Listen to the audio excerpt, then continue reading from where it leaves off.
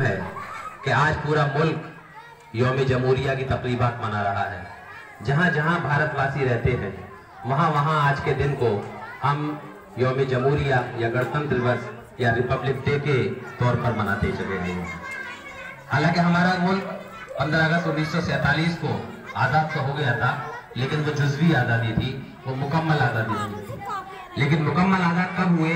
क्योंकि किसी भी, अब ये मदरसा मौलाना चलाते हैं, बहुत ही अरसे तवील से चलाते हैं, इसका भी एक निज़ाम है। मौलाना ने सदर मुदर्रिस बना रखा है और तमाम मुदर्रिसीन की खिदमत लेते हैं, मतबख का इंतजाम अलहदा है, तो एक निज़ाम होता है हर चीज़ का चलाने का। इसी तरीके से एक मुल्क जब होता है तो मुल्क को भी निज़ाम का होना चाहिए कि मुल्क जो है किस नहज पर चलाया जाएगा, क्या तरीका कार होगा। इसलिए कमेटी, जैसा कि मौलाना ने बताया, तश्कील दी गई जिसके चेयरमैन बाबा साहेब डॉक्टर भीमराव अम्बेडकर थे। उनकी क़यादत में कमेटी तश्कील दी गई जिसमें उस वक्त के जितने भी कानून थे, जिसमें मौलाना अबुल कलाम आज़ाद और तमाम रफ़ाएकार अकादरीन और हिंदू समाज के भी हमारे साथी थे, सभी लोग बराबर शरीक थे।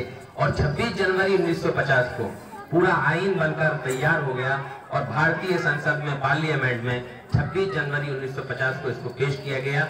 और उसको पेश करने के बाद हम मुकम्मल तौर पर आज़ाद हो गए, क्योंकि जब तक 3 साल का जो वक्फा रहा उसमें हम अंग्रेजों के ही कानून के मुताबिक अपनी तमाम जिंदगियां गुजारते थे। वही, हालांकि हमारे हुक्मरान सब हमारे अपने आज़ाद मुल्क के थे, लेकिन कानून उनका था, उनके कानून के मुताबिक हमें सजाएं होती थी, उनके कानून के मुताबिक तमाम वज़ाइफ तय हुआ करते थे। लेकिन 26 जनवरी 1950 से जब हम मुकम्मल तौर पर आज़ाद हुए, तब से आज तक अल्लाह का शुक्र है कि हमारे 71 साल हो गए आज़ाद, इसको कानून को नाफिज हुए।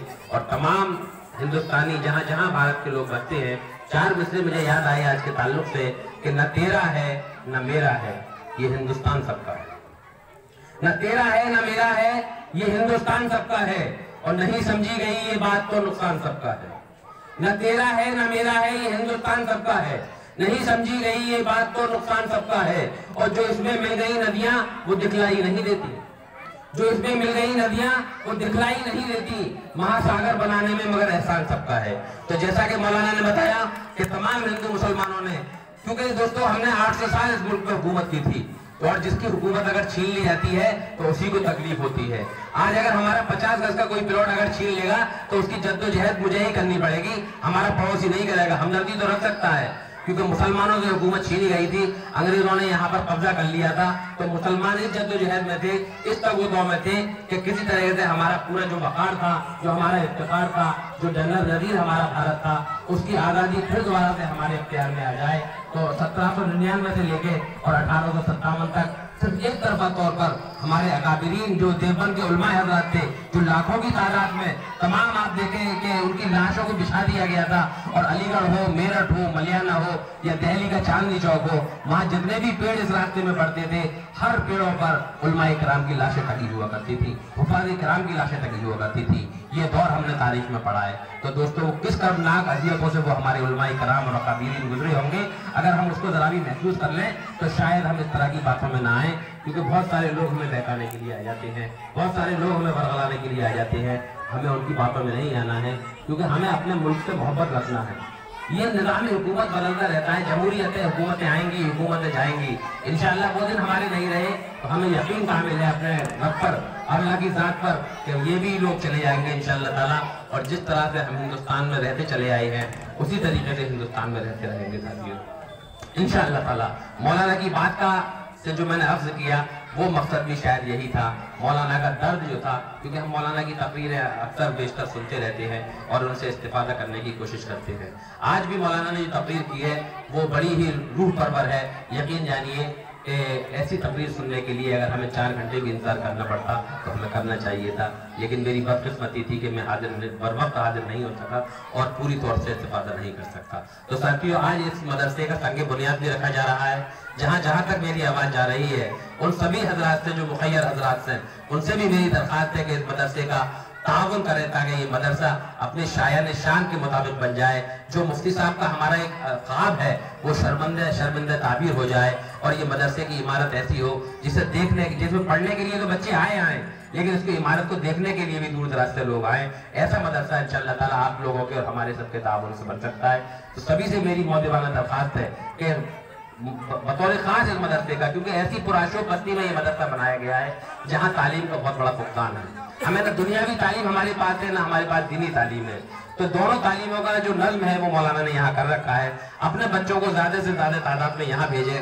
अगर हम लोग मदद नहीं कर सकते, हमें अल्लाह ने इस काबिल नहीं बनाया है, तो जो और हमारे मुतल्लिकीन हैं, हमारे रिश्तेदार हैं, हमारे और पड़ोसी हैं, हम उनसे भी उसके लिए महमेज करें कि वो आएँ और मदरसे का ताउन करें। मदरसे में खुद आके देखें क्या क्या ज़रूरियात हैं, उनके मुताबिक मदरसे का जो भी मखरज है, अखराजात हैं, उसको पूरा करने के लिए आप सब लोगों की दरख्वास्त है कि इसकी मदद करें। क्योंकि अगर हमने आज इनकी मदद कर दी तो कल ये हमारी जो नस्ल है, जो आने वाली नस्ल है, वो बाखबर हो जाएगी कि हमारे अकाबिरीन ने कितनी कुर्बानियाँ दी थी। और आज अगर इन्होंने मदारिस की कदर नहीं की, इनकी कदर मंजिलत को खो दिया, तो यकीन जानिएगा कि हमारा क्या मुस्तक़बिल यहाँ पे तारीफ होने वाला है, हम बयान नहीं कर सकते दोस्तों। तो आज हम ये अहद जाके करके जाएंगे कि हम अपने बच्चों को कम से कम कुरान की तालीम जरूर चलाएंगे। मेरे बच्चे अल्लाह का शुक्र है कि बीटेक कर रहा है, एक बच्चा इंटर है, लेकिन मैंने सबसे पहले बच्चों को पुरानी तालीम दिलवाई है। मेरे 4 बच्चे हैं, चारों ने माशाल्लाह कुरान पढ़ लिया है। तो सबसे पहले तो हम ये अहद करें कि हम अपने बच्चों को पुरानी तालीम दिलाएं। उसके बाद और बाकी जो उलूम है दुनियावी और दीनी, उसके बाद ये सारी चीज़ें आती है। मैं फिर आज के यौम जमहूरिया के पुरमुबारक मौके पर तमाम भारतवासियों को और बिलखुसूस मुफ्ती साहब और जितने भी हमारे अकाबरीन जलवा अफरोज हैं डाइस पर, उन सबको मुबारकबाद देता हूँ। और तमाम जितने भी यहाँ हाजरीन जलसा हैं, इनको तमाम तर को यौम जमहूरिया की तकरीबात की मुबारकबाद। क्योंकि वक्त बहुत है, बोलना बहुत कुछ चाहता था, लेकिन मौलाना ने बहुत सारी बातें कह दी और मैं इतना वो भी नहीं हूँ, कम इल्म आदमी हूँ। और मैं मुबारकबाद देते हुए फिर एक बार मौलाना का शुक्रिया अदा करता हूँ कि उन्होंने इस कम इल्म आदमी को बोलने का मौका फराहम किया। बहुत बहुत शुक्रिया। मैंने जैसे 4 मिसरे सुनाए थे, बहुत सारी शेर और हैं जो इसको सुनाए जा सकते हैं कि लफ्ज़े जमहूर के पाकीज़ा मुआनी की कसम, लफ्ज़े जमहूर के पाकीज़ा मुआनी की कसम, अपनी धरती पे किसी खून, अपनी धरती पे लफ्ज़े जमहूर के पाकीज़ा मुआनी की कदम। दोस्तों याद नहीं आ रहे कि मादरे हिंद तेरी अजमत की सौगंध हमें, अपनी धरती पे कभी खून न बहने देंगे, और जिसकी किरणों से मिले हमको अहिंसा का पैगाम, किसी आंधी को वो दीपक न बुझाने देंगे। तो ये जमहूरियत का जो दीपक है, जो जमहूरियत का चिराग है, इसको हमें जलाए रखना है। क्योंकि अगर आज हमने कानून की हिफाजत नहीं की तो कल कानून भी हमारी हिफाजत नहीं करेगा। तो कानून की हिफाजत के लिए खास तौर से उलमाए किराम की जिम्मेदारी मजीद हमसे भी ज्यादा बढ़ जाती है और वो अपनी जिम्मेदारी बखूबी अंजाम दे रहे हैं। हमें आज इस कानून की, जो बाबा साहेब अम्बेडकर का कानून है, जिसने हमें जीने का इख्तियार दिया है, उसकी हिफाजत करना है ताकि ये कानून कल हमारी हिफाजत कर सके। खुदा हाफिज, जय भीम, जय भारत और खुदा हाफिज।